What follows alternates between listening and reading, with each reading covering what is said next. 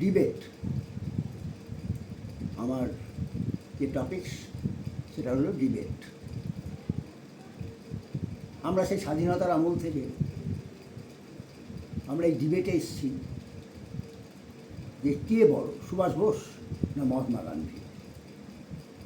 তাই আমি প্রথমেই বলি, আমি এই তর্কেতেই যাব না, কারণ দুজনেই জিনিয়াস।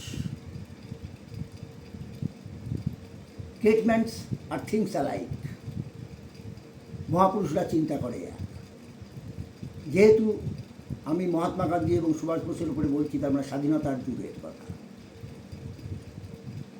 ধরো আমি বর্ধমানের ছেলে, আমার ল্যান্ডমার্ক হলো কার্জন গেট। আমি কাউকে ঠিকানা দিলাম, কার্জন গেট আমি দাঁড়িয়ে আছি, তুমি এসো। কেউ গেল কোর্ট কম্পাউন্ড দিয়ে কার্জন গেটে পৌঁছালো, আবার কেউ গেল রিলায়েন্সের পাশ দিয়ে, পোস্ট অফিসের পাশ দিয়ে গিয়ে কার্জন গেটে পৌঁছালো। ব্যাপারটা হলো কার্জন গেটে পৌঁছানো। সেই টাইমেও স্বাধীনতার যুগে মহাত্মা গান্ধীও চাইছিল স্বাধীনতা, সুভাষ বোসও চাইছিল স্বাধীনতা, কিন্তু হয়তো রাস্তাটা একটু আলাদা। সুভাষ বোস সশস্ত্র বিপ্লবের মাধ্যমে স্বাধীনতাকে কেড়ে নিতে চেয়েছিল, মহাত্মা গান্ধী সেখানে অহিংস আন্দোলনের মাধ্যম দিয়ে স্বাধীনতা পেতে চেয়েছিল। এই মতো পার্থক্য, কিন্তু দুজনেই চেয়েছিল স্বাধীনতা। মূল লক্ষ্যটা ছিল স্বাধীনতা। আমরা মহাত্মা গান্ধীকে জাতির জনক বলি, ফাদার অফ নেশন। এই ডিগ্রিটা পাওয়া সোজা ব্যাপার নয়, জাতির পিতা মানে বিশাল ব্যাপার। অন্যদিকে অন্য আধার হ্যান্ড আমি যদি বলতে পারি যে নেতাজি উপাধি পাওয়া চারটিখানি ব্যাপার না। সুভাষ বোসকে ডাকা হয় নেতাজি সুভাষচন্দ্র বোস বলে। এই নেতাজিটা শব্দটা কোথা থেকে এলো? নেতাজি শব্দটা এলো, আমরা জানি রবীন্দ্রনাথ ঠাকুর সুভাষ বোসকে নেতাজি নামে আখ্যা দিয়েছিলেন। কিন্তু তারও আগে বার্লিনে একটা সভা হয়েছিল, যেখানে স্বাধীনতা সংগ্রামী আজাদ হিন্দ ফৌজের বাহিনী এবং বার্লিন জার্মানের বাহিনীরা মিলিতভাবে সুভাষ বোসকে নেতাজি নামে আখ্যা দিয়েছিলেন। যাক, এটা নিয়ে আমি এত বেশিতে যাচ্ছি না। জিনিয়াস দুজনই, তাই প্রথমে আমি বলেছি গেটম্যানস আর থিংস অ্যালাইক। চিন্তা করে এক, রাস্তাটা হয়তো আলাদা হতে পারে, লক্ষ্যটা এক। যেমন আমরা ইদানিংকালে সৌমিত্র চ্যাটার্জি, উত্তম কুমার, কে বড় আর্টিস্ট, এই নিয়ে আমরা প্রায় তর্ক করে থাকি। আমি বলবো দুজনেই বড় আর্টিস্ট। অভিনয়ের দিক থেকে কেউ কারোর থেকে কম যায় না, কিন্তু পপুলারিটি, উত্তম কুমারের পপুলারিটি ছিল অনেক বেশি, জন অভিনেতা হয়ে গেছিলেন। সেইখানে সৌমিত্র চ্যাটার্জি হয়তো কিছু খামতি আছে।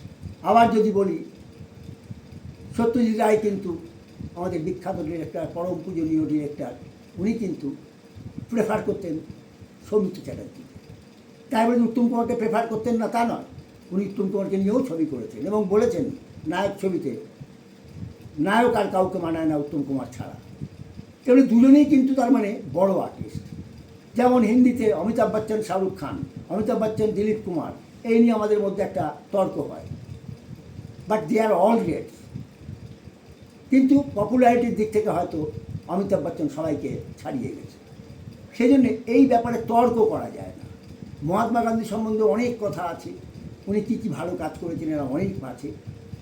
ঠিক তেমনি সুভাষ বোস বহুত দেশের জন্য লড়াই করেছেন, বহুত কিছু করেছেন, তাই তাকে নেতাজি নামে উপাধি দেওয়া হয়েছিল। যেমন দেশবন্ধু আমাদের রাসবিহারী বোস আজাদ হিন্দ ফৌজ গঠন করেও সুভাষ বোসকে অর্পণ করে দিয়েছিলেন দায়িত্বভার। তারপর সুভাষ বোস আজাদ হিন্দ ফৌজকে অন্যভাবে সাজিয়েছিলেন, অনেক বড় করেছিলেন, অনেক লড়াই করেছেন। কিন্তু উনি তখন বলেছিলেন, রাসবিহারী বোস, যে Subhas Bose is the leader of leader, he is the born leader. এই যে তকমাটা পাওয়া, এটা সোজা ব্যাপার না। সুভাষ বোস এক সময় বলেছিলেন, I can give up everything for the freedom, but I could not give up freedom for anything. স্বাধীনতার জন্য আমি সব ত্যাগ করতে পারি, কোনো কিছুর জন্য স্বাধীনতা ত্যাগ করতে পারি না। সুভাষ বোসের অনেক বড় বড় ব্যাপার আছে যেগুলো অন্য কারোর ক্ষেত্রে ঘটেনি। যেমন উনি বলেছিলেন, let me die still from the world, not a stone can't tell me where I am lie. আমাকে মরতে দাও, এমন জায়গায় মরতে দাও যেন একটা পাথর বলতে না পারে আমার অবস্থান কোথায়। Only one man he proved ইট। তাই আজ আমরা তার জন্মদিন পালন করি, মৃত্যুদিন পালন করতে পারি না, কারণ আমরা জানি না সে কোথায় আছে, কী করেছে, কখন মরেছে, কিচ্ছু জানি না। তেমনি ওনার যেই কথাটা উনি প্রমাণ করেছিলেন, এটার জন্য সেই উনি গ্রেট। আবার যদি দেখি মহাত্মা গান্ধী, তিনি সেই দক্ষিণ আফ্রিকা থেকে লড়াই করে ভারতবর্ষে এসে জননেতা তৈরি হয়েছিলেন। অহিংস আন্দোলন, স্বদেশী আন্দোলন, মানে বিশাল ব্যাপার, জাতির জনকবিতে হয়েছিলেন উনি। তেমনি তর্ক বিতর্ক ব্যাপারটা এমনই, তর্ক কোনোদিন শেষ হয় না। তাই আমার মনে হয় তর্কে না গিয়ে দুজনের গুণাবলী নিয়ে আলোচনা করা উচিত। তাতে দুজনকেই মহৎ জায়গায় বেদিতে স্থান দেওয়া উচিত। আমি তো মনে করি দুজনই মহৎ ব্যক্তি, এনাদের নিয়ে তর্ক করা মানে আমাদের মূর্খামি। আর কি বলবো, তর্ক বা আরও কিছু করতে গেলে অনেকের অনেক কথা বলা যায়, কিন্তু ভিডিওতে তার এত বেশি বলা যায় না। হ্যাঁ, আমি শুধু একটাই কথা বলবো, আমরা যেন এই নিয়ে আর কোনো তর্ক করি না। আমরা দুজনকেই শ্রদ্ধা করব, দুজনকেই প্রণাম জানাবো। জয় হিন্দ, বন্দে মাতরম।